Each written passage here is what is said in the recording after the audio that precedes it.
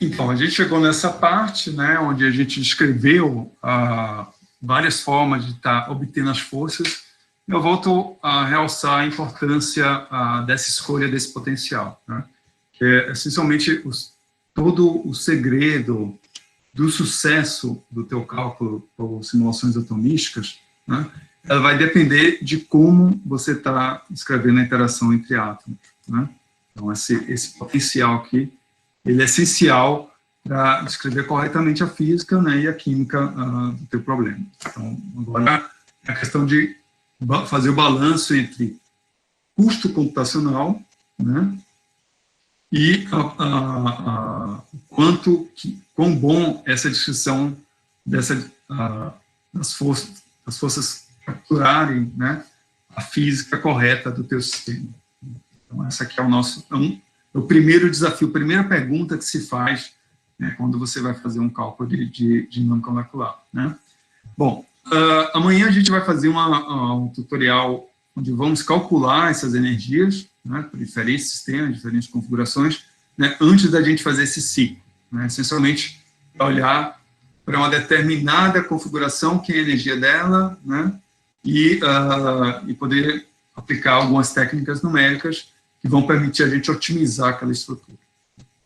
Bom, então, dando sequência, né, o que a gente vai olhar agora é essa rotina aqui, ó, sobre as posições das posições iniciais dos átomos e as velocidades desses átomos, né?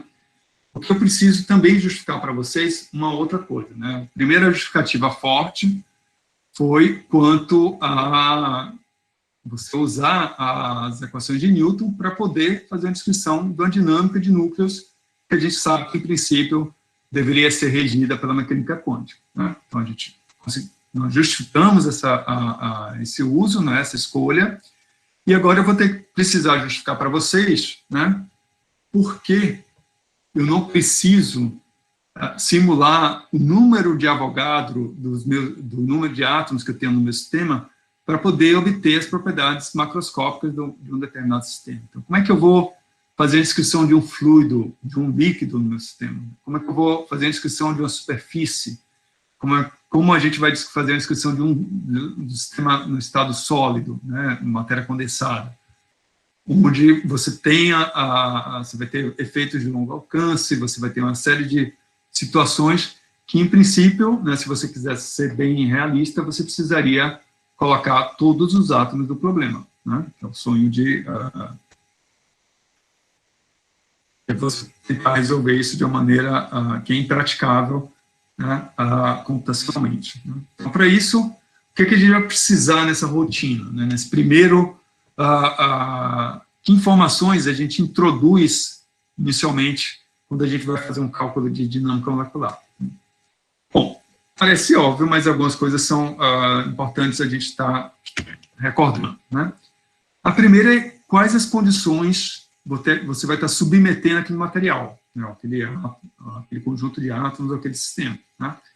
Essas condições envolvem a temperatura, né, o volume, no sentido que você pode descrever uma densidade, bem como você pode, inclusive, até encontrar o potencial químico, né, desse sistema, o número de átomos que a gente vai estar interessado em estar simulando e qual ensemble a gente vai estar simulando, né? Então, lembrando que ensemble são um conjunto de situações, né, condições microscópicas, estados microscópicos, que vão definir o mesmo estado macroscópico. Eu posso ter em várias situações, eu posso ter a NVE, número de partículas, volume, energia constante, NVT, então agora a energia deixa de ser constante, a temperatura que é constante, portanto, a energia pode variar no sistema, né? NPT, onde você permite que durante o processo da temperatura você obtenha quem seria o volume de equilíbrio, né, para uma determinada temperatura e pressão. Então, olha o poder disso, né? Você vai estar prevendo qual vai ser a densidade do material a partir de um cálculo de dinâmica molecular, né? Então, olha, são informações básicas, mas que são importantes para nos nortear dentro dessa descrição atomística. Então, tudo isso era colocado já desde o início.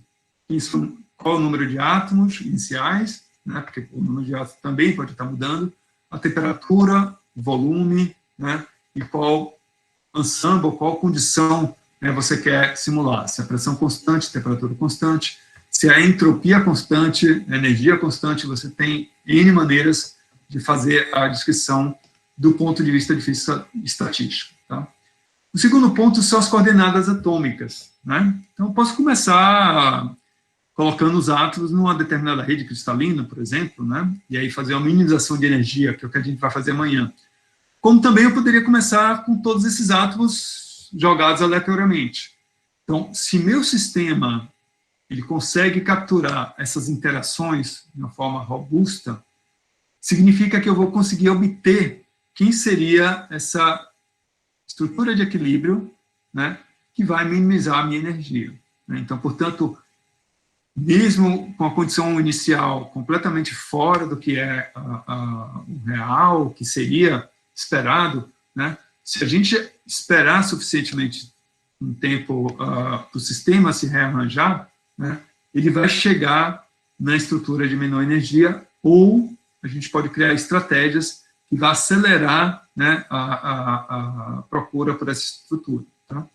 Então, eu posso também aqui usar a informação experimental. Então, se a priori eu conheço, né, as posições atômicas, eu determino via difração de raio-x ou difração de nêutrons, né, eu posso iniciar o meu cálculo já na condição próxima do que é esperado. Como também a gente pode obter quem é essa condição, né, quem é essa estrutura. Tá? As velocidades, né, a gente vai usar aqui um truque, que é, não um truque, mas assim, vamos, do nosso conhecimento de física, né, e a gente pode começar com a distribuição de Maxwell-Boltzmann, eu vou comentar mais para frente, da qual, se eu conheço as velocidades, né, eu consigo determinar a energia cinética, e se eu conheço a energia cinética, significa que eu consigo determinar a temperatura do sistema. Tá?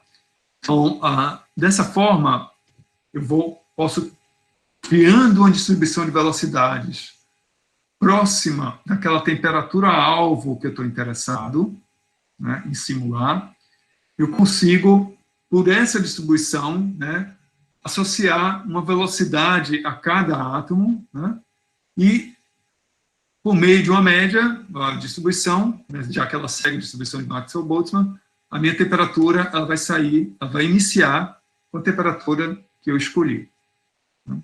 Eu poderia começar com todo mundo com velocidade zero. Não vai mudar. Assim, a única diferença é que o sistema vai precisar de um pouco mais de tempo para atingir aquela condição de equilíbrio, que é na temperatura que você está desejando. Né? Então, são informações que a gente vai estar introduzindo a priori. E, finalmente, as acelerações. Né? Então, como é que eu obtenho as acelerações? Bom, se eu conheço as posições atômicas, consigo determinar as distâncias, né? Consigo determinar a relação, conheço a minha função analítica, e para uma determinada configuração atômica eu conheço a energia, né? As forças vão ser obtidas a partir da derivada numérica daquela função analítica. Tá? Então, consigo obter as forças a partir das coordenadas atômicas iniciais. Né? E com isso eu tenho todos os ingredientes, né? As condições físicas, termodinâmicas, uma posição inicial, velocidade inicial e aceleração, que no próximo passo eu já consigo definir como vai ser a evolução temporal daquelas equações de movimento. Essa é a ideia por trás dessa rotina. Né? Bom, então só vou fazer um parêntese sobre a questão das posições iniciais e por que eu não preciso simular o meu sistema com um número de Avogadro de átomos. Né? Então, a gente aqui vai usar um conceito que é muito comum em física da matéria condensada, né, que é descrição a partir de redes. Então, vou ter uma célula unitária, ela é replicada no espaço, né, e essa célula ela é determinada por um ponto de rede, né, da qual você consegue periodicamente estar replicando. Né. Então, uma das possibilidades da gente estar distribuindo os átomos, né, poderia ser de uma forma randômica, como também poderia ser de uma forma regular, como é o caso aqui. Né? Então, eu vou escolher uma situação onde, de fato, né, toda a minha simulação vai acontecer nessa célula, né, chamada supercélula, um conjunto que vão ser composto por células unitárias, né, e eu vou estar colocando cada átomo ou molécula em um determinado ponto dessa rede. Né. Então, alguns casos simples que a gente teria, por exemplo, a estrutura cúbica simples. Né. Então, nessa estrutura, todos os lados são iguais, né, e você tem um átomo associado em cada uma dos vértices do cubo. Né. Então, se eu for olhar para quantos átomos eu tenho aqui dentro, né, então note que em cada vértice eu estou contribuindo com 1/8 de átomo. Né. Então, o número de átomos que eu tenho aqui dentro de uma caixa dessa é um único átomo. Tá. Eu posso olhar também para a cúbica de corpo centrado, que nada mais é do que o cúbico, né, só que a gente agora vai ter um outro átomo no centro da caixa, né. E aqui a gente vai ter 2 átomos na célula unitária, né? É 1/8, 8 átomos que vão estar contribuindo com 1/8, né? Mais um átomo que está aqui no centro da caixa. Ou a chamada cúbica de face centrada, né? E você tem todos os átomos, você tem 8 átomos, um em cada vértice do cubo, né? Como também você teria átomos no centro das faces. E aqui, como vocês podem ver, né? Então a gente teria um átomo, né? Como eu tenho 6 faces, cada face contribui com meio átomo, né, a gente teria um total 4 átomos dentro dessa minha célula unitária. Então, só para vocês verem que você pode ter uma série de situações, né, a qual a gente pode iniciar as posições atômicas. Quando a gente estiver trabalhando com cálculo de primeiros princípios, por exemplo, a gente vai fazer muito uso dessa simetria, né, que aparece de algumas das estruturas cristalinas. Né? Isso ajuda bastante no cálculo. Né? Hoje em dia já era feito de forma automática, há uns 40, 30 anos atrás, né, você encontrar a simetria, né, que melhor descrevia o teu material, era um tema de tese de doutorado. Né? Então, quer dizer, você conseguia tornar o cálculo possível pelo fato de você ter obtido, né, essa informação. Hoje em dia é feito de forma automática. Né? A gente perdeu muito ainda. Se você tem um conhecimento de teoria de grupo, né, conciliado com essa parte da cristolografia, né, isso ajuda muito aqui para começar esse tipo de cálculo. Né? E foi mais ou menos aquilo que eu tinha comentado com vocês anteriormente, né, sobre quem são os átomos que vão estar compondo cada uma das células unitárias, né, bem como quem são os vizinhos deles. Né? Então, na célula cúbica, a gente vai ter 6 átomos vizinhos, primeiros vizinhos. Né? Na célula de corpo centrado, teríamos 8 átomos, né? Enquanto na célula cúbica de face centrada, 12 átomos. Né? Então, você vai ver que isso aqui já ajuda para dentro da natureza das interações, né? Se eu tenho um sistema que é metálico, então a tendência dele é ter uma coordenação maior. Né? Então, a estrutura FCC vai ser mais favorável, mais próxima do que a gente teria na realidade. Né? Então, a gente pode começar as posições atômicas, né, a partir dessas condições, nessa situação, como também poderia ser randômico. Né? Isso não é problema. A questão do randômico é que ele poderia já estar mais longe da situação de equilíbrio, né? Então você precisaria fazer mais alguns passos. Né? Bom, aí vem para uma terceira limitação da dinâmica molecular. Né? A primeira tem a ver com a questão da aproximação quântica ou clássica, né? A segunda, a parte espacial, vou comentar daqui a pouco mais. Mas a gente tem 2 problemas. Né? O primeiro, que são as nossas limitações em termos da escala de tempo, escala espacial. Então, não sei se vocês se lembram, nas primeiras aulas, né, eu trouxe aquele gráfico onde a gente descrevia os vários sistemas que a gente estava interessado, né, e eu comentava que, desde aquele momento, que a dinâmica molecular ela está restrita a essa ordem de grandeza, né, hoje em dia, de nanosegundos, nanômetros, tipicamente. Tá? Então, isso é uma limitação, né? Já que se eu quero estudar alguns fenômenos, eu precisaria, né, ou tempos maiores ou sistemas maiores. Então, como é que eu contorno isso do ponto de vista computacional? Tá? Então, aqui a gente vai preservar a física, né, a descrição atomística, né, só que eu vou introduzindo uma estratégia numérica que vai me permitir tratar tempos que vão, de alguma forma, capturar o fenômeno físico de nosso interesse, bem como os tamanhos, né, típicos do meu sistema, para eu não precisar fazer um cálculo com o número de Avogadro de partículas. Tá? Então, a gente vai estar discutindo rapidamente sobre essas limitações. Acho que é importante, antes de vocês fazerem a prática, já ter uma noção de quais são, qualquer técnica numérica, né, na física, na ciência, de modo geral, é sempre a gente ter aquele olhar de, bom, é fantástico, né, você consegue prever várias coisas, mas quais são as limitações dessa técnica? Até onde eu posso ir com ela? Né? E se eu preciso fazer modificações, né, implementações novas para permitir acessar outras propriedades, outras situações. Né? Eu não posso cegamente, né, acreditar que essa técnica ela possa me permitir fazer uma descrição completa do meu sistema, né, ou nessas várias escalas. Então, por isso que eu estou chamando a atenção já dessa limitação da dinâmica molecular em relação a alguns pontos. Tá? Bom, então vamos tratar da parte temporal, inicialmente. Né? Eu preciso descrever, a partir da dinâmica dos átomos, fenômenos dos mais diversos, né? Então, até onde eu posso ir.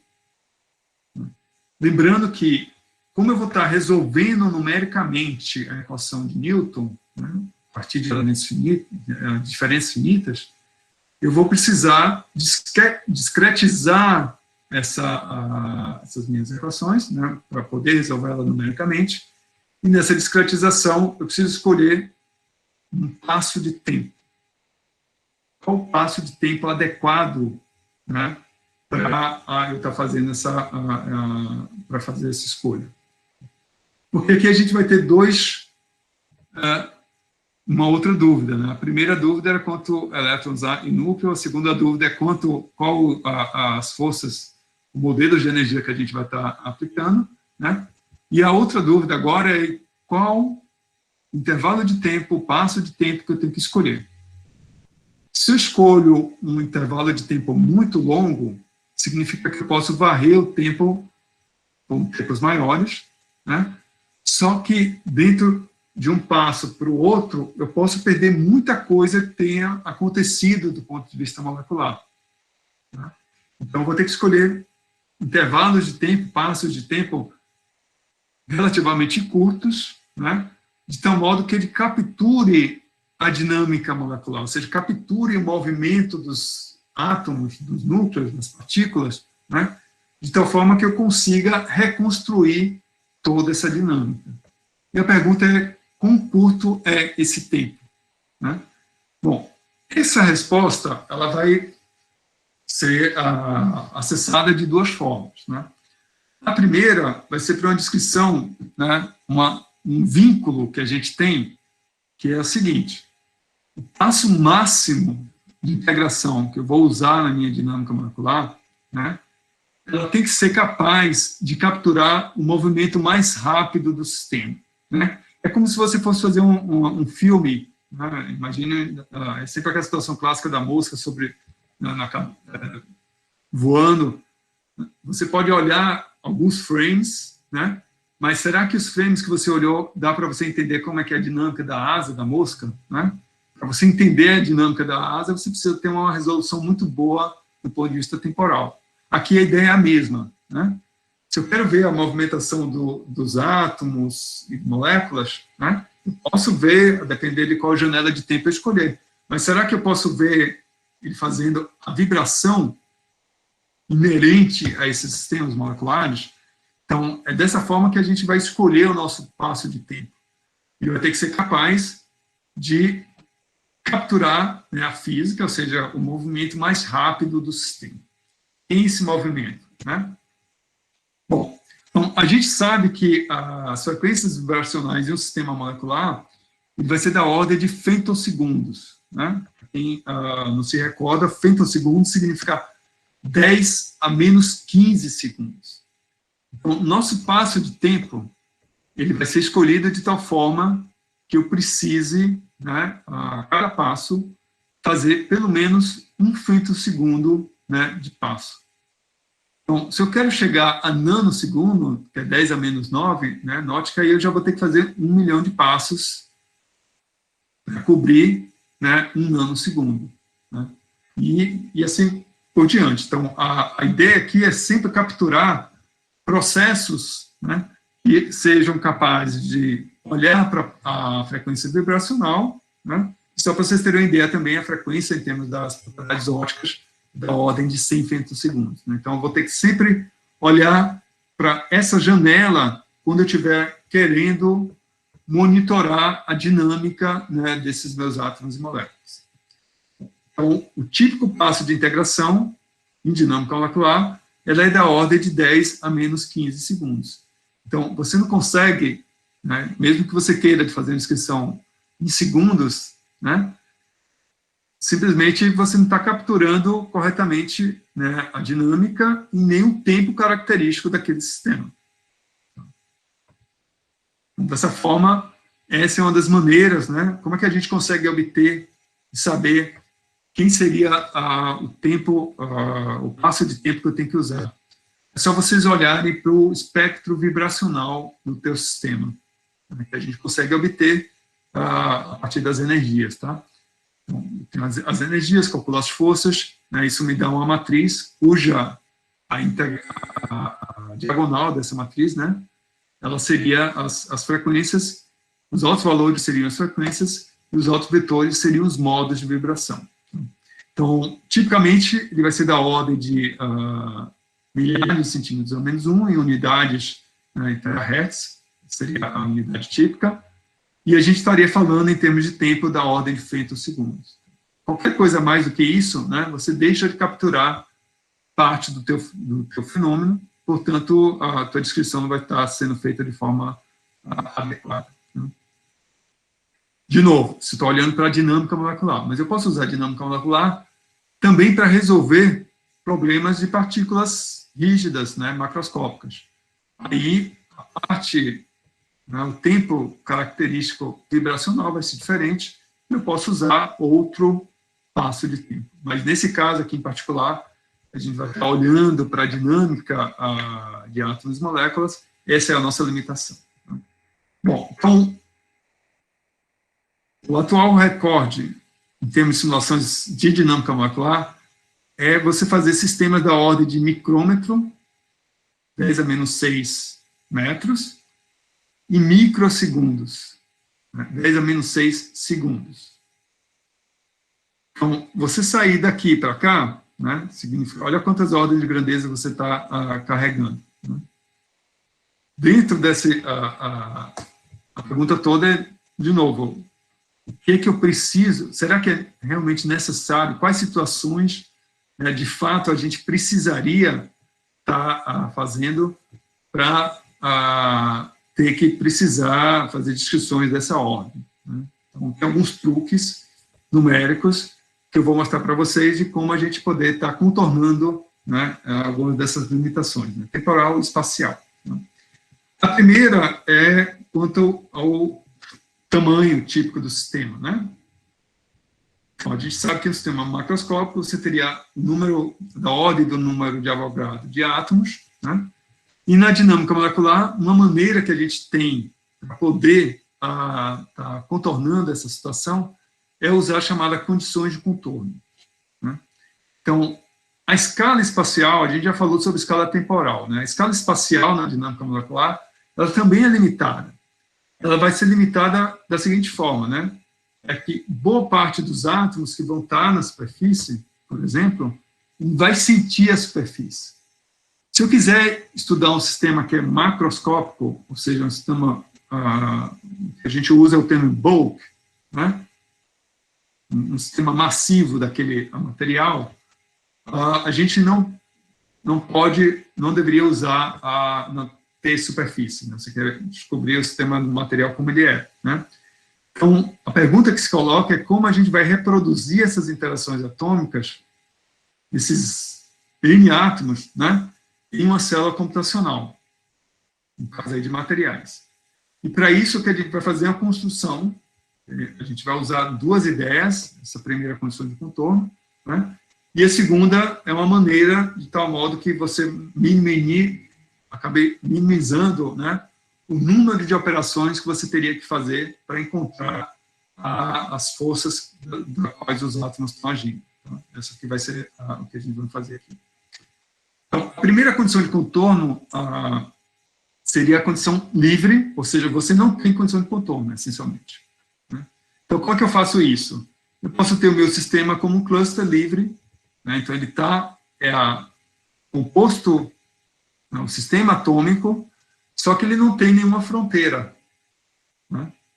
Então, nesse caso, a gente, principalmente quando a gente estiver tratando de aglomerados atômicos, né, quando a gente estiver tratando de situações de nanopartículas, nanoestruturas, sistemas na fase gasosa, né, todas elas a gente pode fazer uma descrição onde você não tem fronteira alguma, né? Você vai usar fronteiras, condições de contorno livre, né?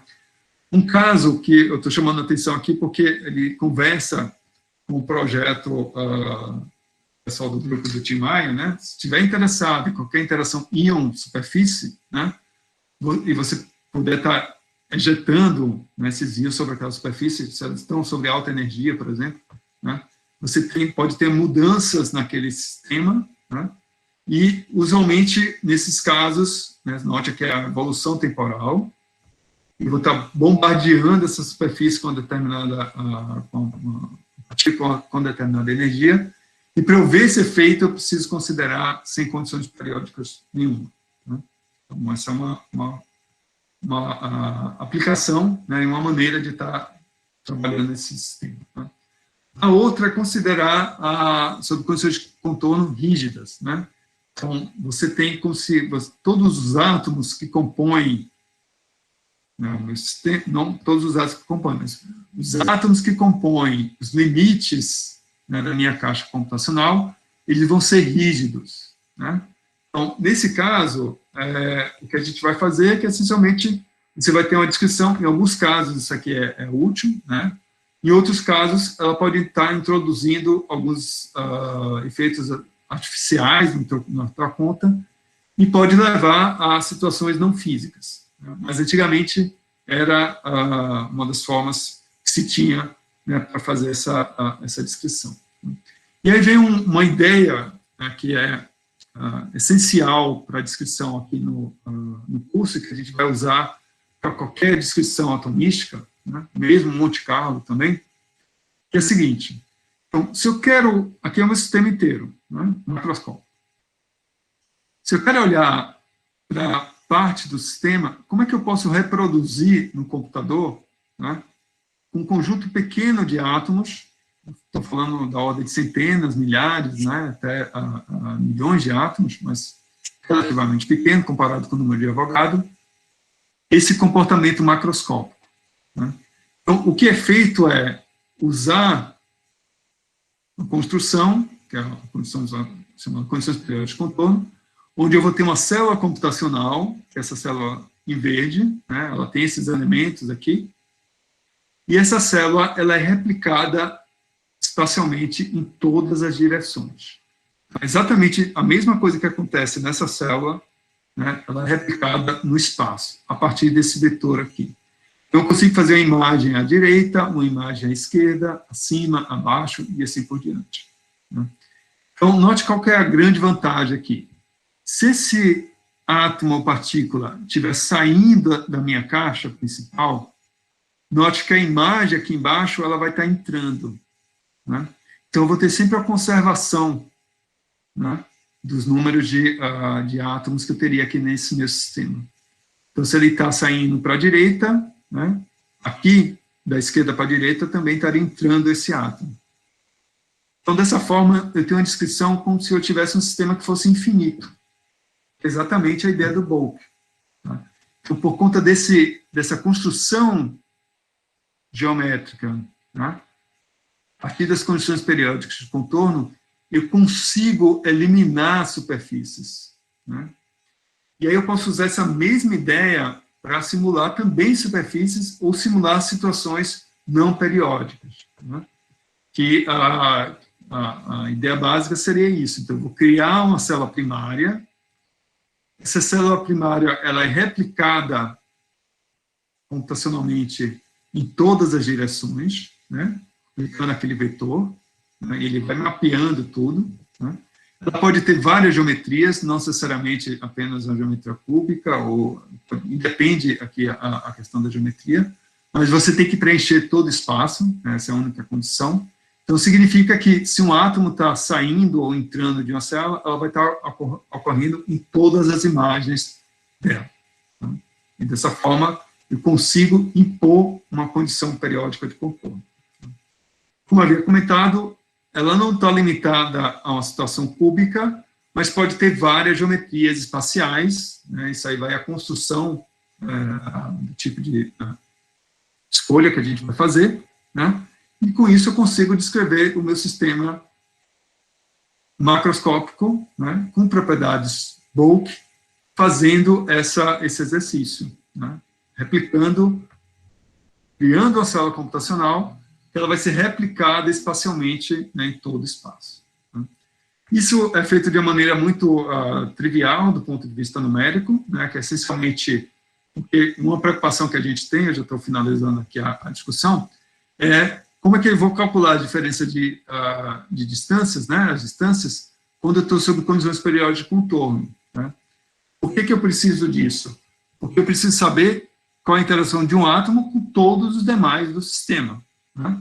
Então, se eu estou sob condições periódicas de contorno, né, eu vou olhar esse átomo aqui, né, se você olhar um sistema próximo a ele, você tem o átomo J que está bem longe, dentro da célula, né, e o átomo K que estaria próximo, mas esse átomo J, ele tem uma imagem à esquerda, né, que faz com que essa distância seja relativamente pequena.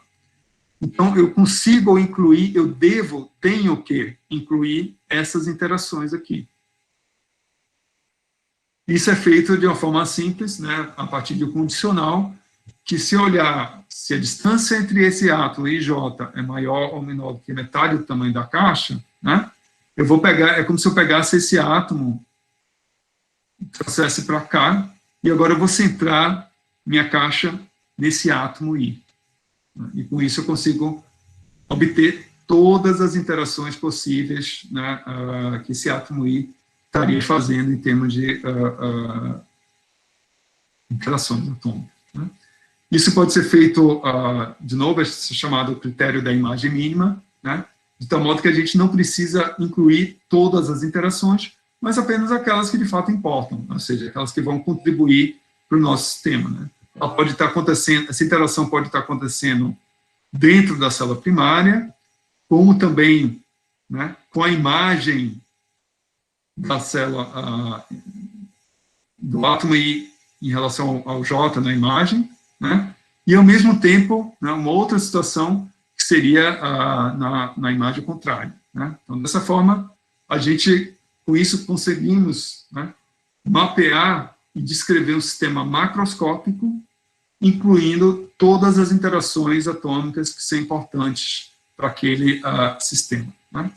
Então, só finalizando rapidinho, a gente consegue fazer isso com as condições periódicas de contorno, né? Descrever um sistema infinito, como um sólido, um líquido, ou uma molécula, um cluster, né? Sem problema algum.